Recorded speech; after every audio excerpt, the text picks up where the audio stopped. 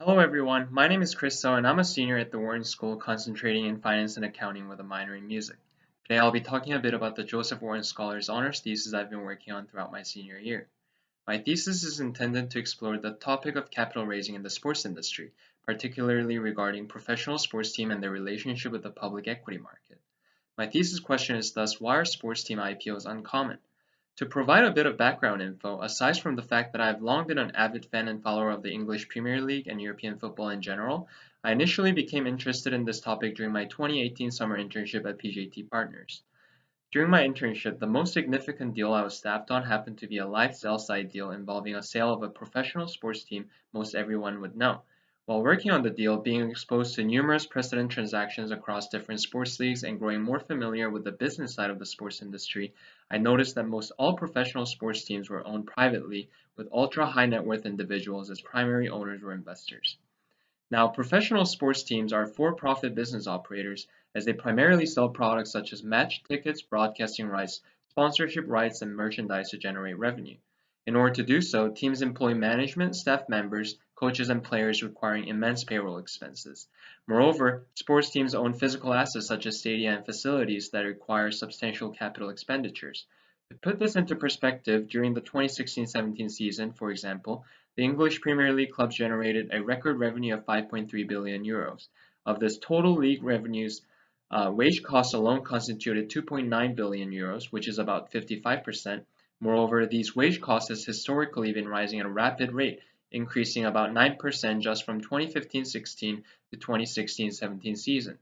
Similarly, at least 28 professional sports leagues have surpassed $500 million of annual revenue in the 2016-17 season, and the English Premier League is ranked fourth in the list of world professional sports leagues by revenue. Given this, I think we can reasonably assume that a fair number of professional sports teams across the various leagues must face significant capital needs for successful business operations. When traditional firms are faced with capital needs, they often resort to two different types of capital, debt and equity. One specific way in which firms access equity capital is by listing the firm on a public exchange, allowing any investor the opportunity to purchase a share of the ownership of the firm. This process of firms undertaking change in ownership from a private entity to the general public is called initial public offering.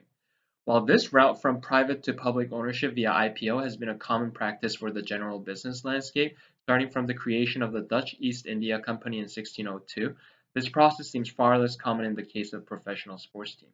While about 3,600 firms were listed on the US stock exchanges alone at the end of 2017, in the case of current American sports, Green Bay Packers is the only one team that is the closest to a typical stock market team, meaning that the revenue and profits generated by the team are the primary source of the top line for the public corporation that owns the team.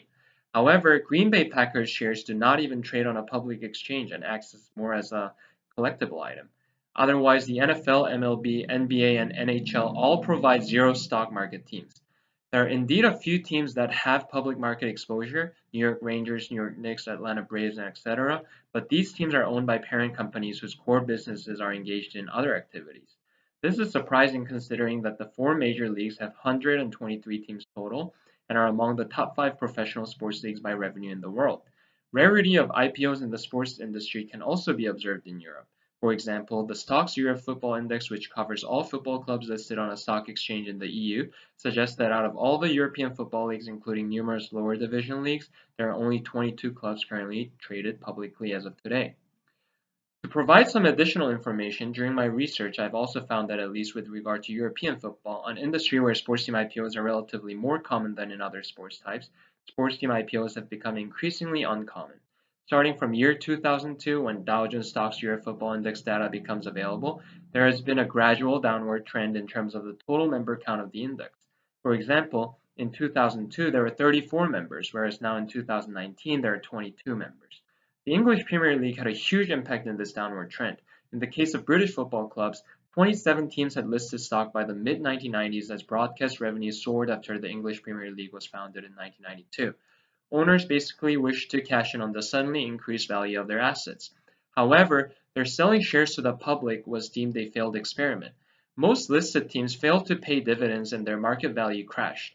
After the global financial crisis in 2000 triggered by the dot-com bubble, the club's share price fell even further, and numerous teams had their shares suspended given financial distress.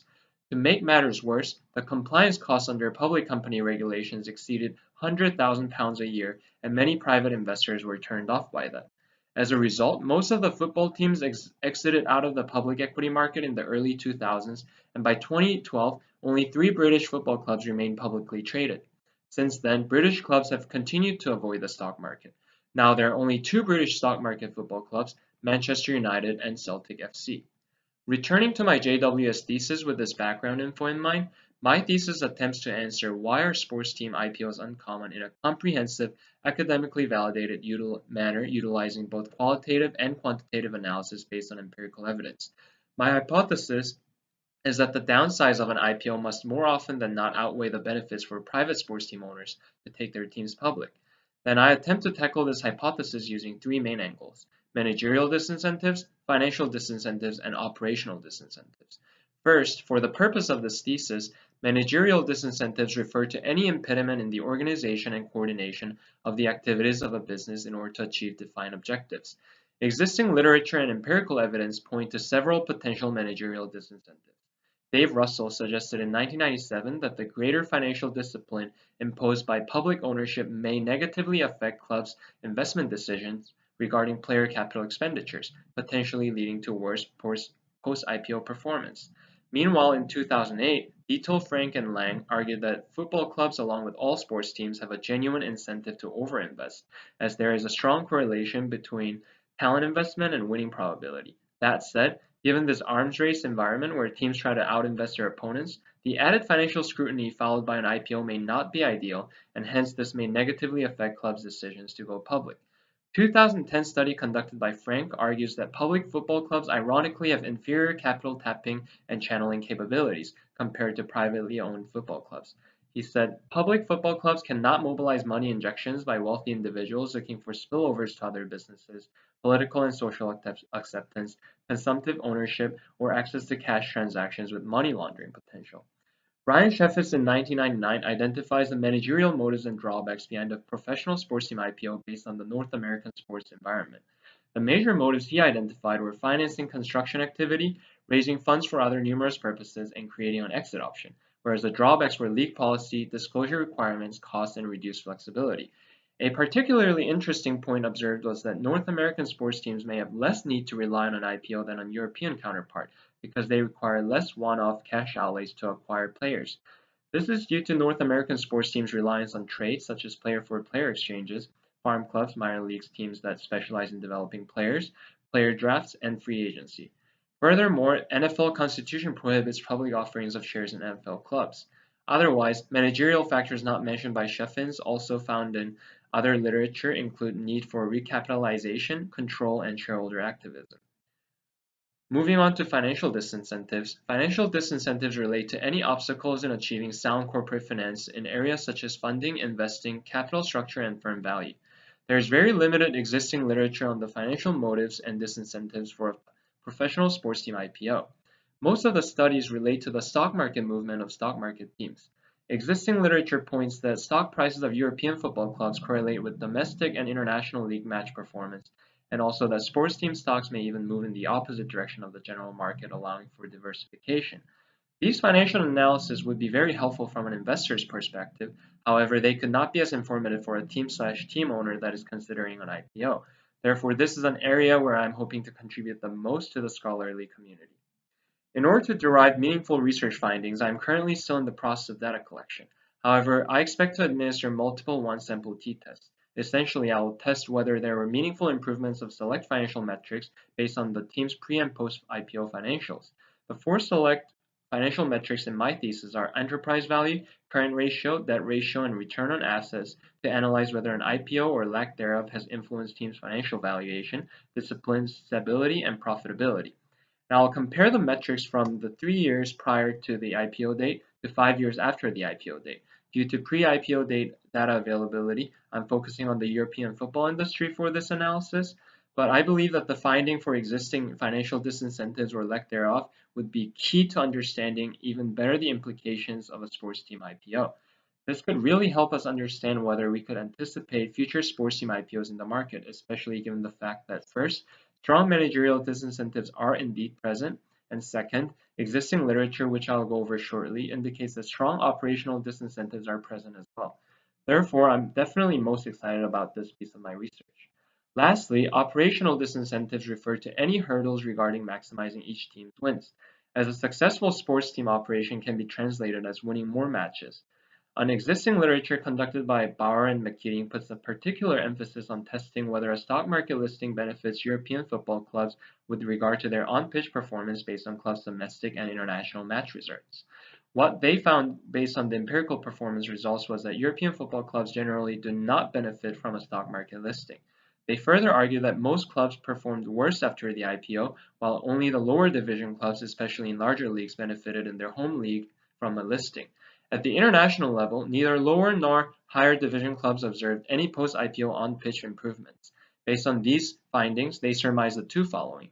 First, raised funds were predominantly used for balance sheet consolidation and not for increased capital expenditures regarding player and stadium investments, due to the added financial discipline required by the public markets. And second, the funds raised were not sufficient to improve teams' long-term performance, especially for those in high division. I'm hoping that these two deductions would actually be confirmed by the testing of my financial disincentives component of the thesis. Also, because this study took place in 2011 and is only focused on the European football market, I am hoping to update the findings by including more recent IPOs of sports teams as well as pre and post IPO domestic season rankings for non-European football public sports teams. However, I do not anticipate the implication of the findings to differ much. Therefore, it is my hope that the research findings would help the audience be better able to understand the full considerations behind sports team IPOs. People affiliated in owning or managing a professional sports team would find this useful when contemplating a strategic decision regarding an IPO, as the research will provide them with a synthesis of the most comprehensive and recently updated data. That said, the research findings may most critically help financial institutions such as investment banks to better gauge the future of the sports team IPO market as well. I believe that my biggest contribution to the scholarly community and its various stakeholders concerned with sports team IPOs can come from first, universality, incorporating data from all major sports leagues across the world, second, relevance, using the most relevant data set, and third, synthesis, studying the effectiveness of sports team IPOs through managerial, financial, and operational lenses. As I've worked hard on data collection these past few months, especially for the financial disincentive sub-hypothesis, I'm looking forward to successfully conducting analysis of data to wrap up my research endeavors nicely and contribute to the scholarly community and the rest of the stakeholders. I would like to especially thank my faculty advisor from the accounting department, Professor Matthew Sedergren, and thank you very much for listening to my Ben talk.